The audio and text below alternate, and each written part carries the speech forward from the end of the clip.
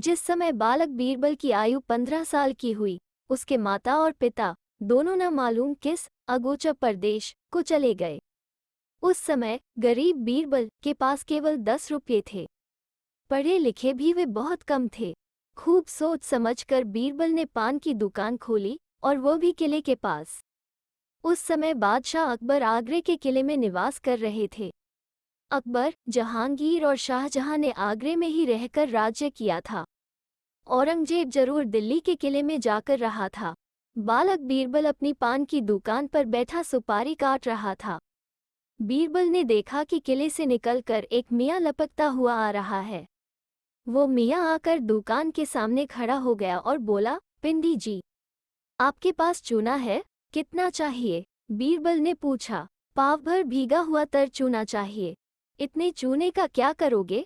आपके पास तर चूना कितना होगा? मेरी एक गगरी में 3 सेर चूना भीग रहा है। जितना चाहो ले जाओ, पर ये तो बताओ कि पाव भर चूने की क्यों जरूरत पड़ी?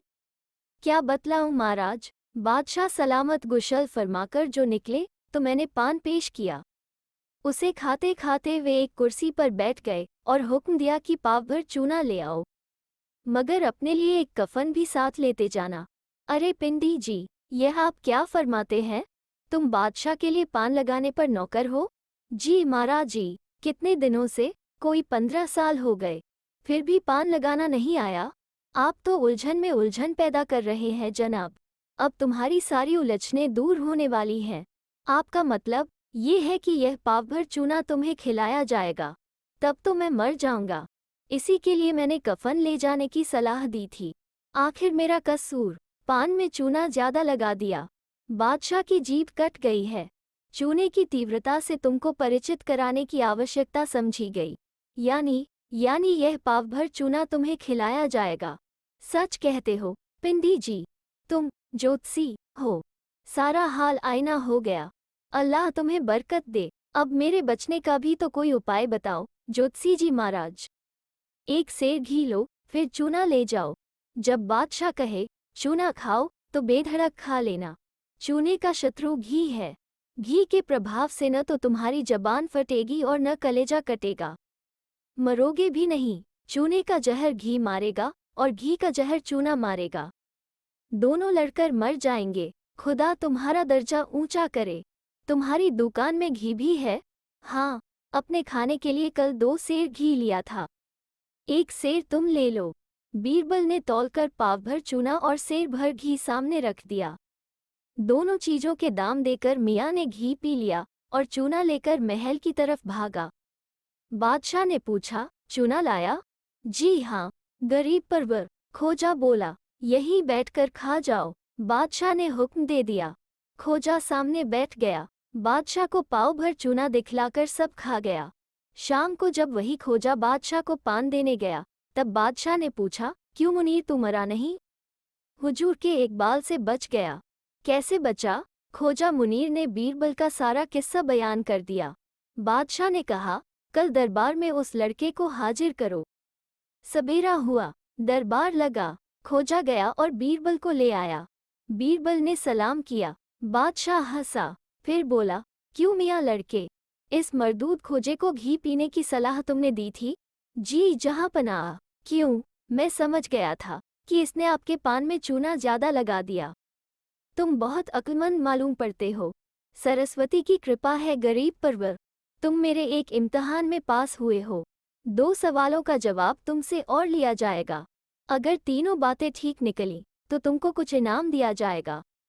फरमाइए जहाँपनाह। बादशाह ने अपने 8 मंत्री बुलाए, सबको एक कतार में खड़ा किया। सबके अंत में बालक बीरबल को खड़ा किया। फिर बादशाह ने सब वजीरों से सवाल किया। 12 में से एक गया। क्या रहा?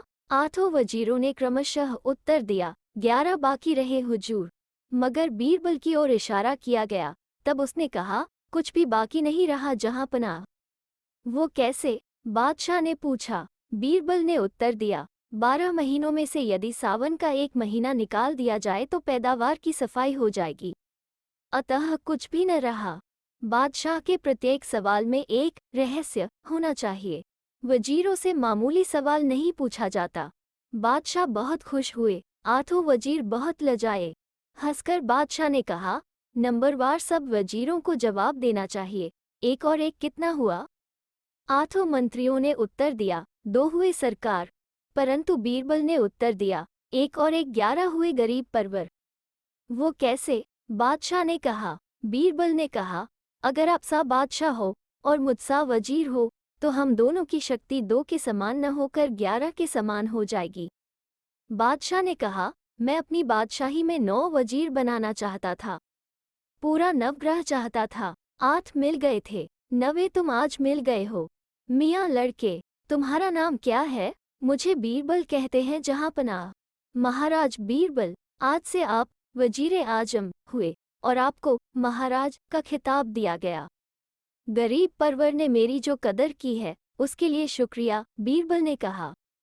बादशाह की आज्ञा से बीरबल को प्रधानमंत्री वाली पोशाक दी गई और शाही सिंहासन की दाहिनी ओर एक छोटे सिंहासन पर बैठने की जगह दी गई। शेष 8 मंत्री उनके नीचे चौकियों पर बिठाए गए। ये बात सबको मालूम है कि अकबर और बीरबल का साथ बहुत दिनों तक रहा था। 36 साल तक दोनों में मित्रता रही और साथ रहा था। जब काबुल की लड़ाई में महाराज बीरबल मारे गए थे तब बादशाह अकबर उनके मरने की खबर सुनकर बेहोश होकर खड़े से जमीन पर गिर पड़े थे। बादशाह ने 3 दिन अन्न ग्रहण नहीं किया था और रात दिन रोते रहते थे।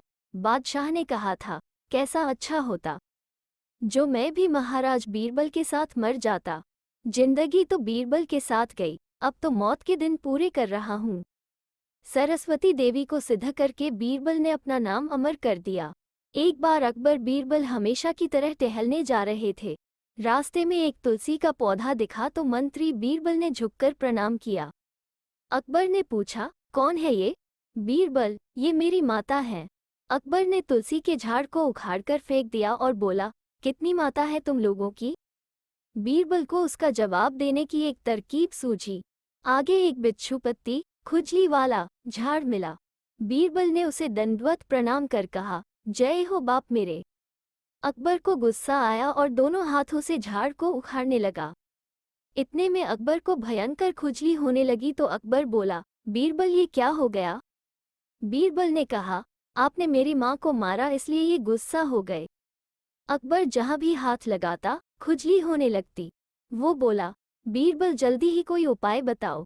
बीरबल बोला, उपाय तो है लेकिन वो भी हमारी माँ है तथा उससे ही विनती करनी पड़ेगी। अकबर बोला, जल्दी करो।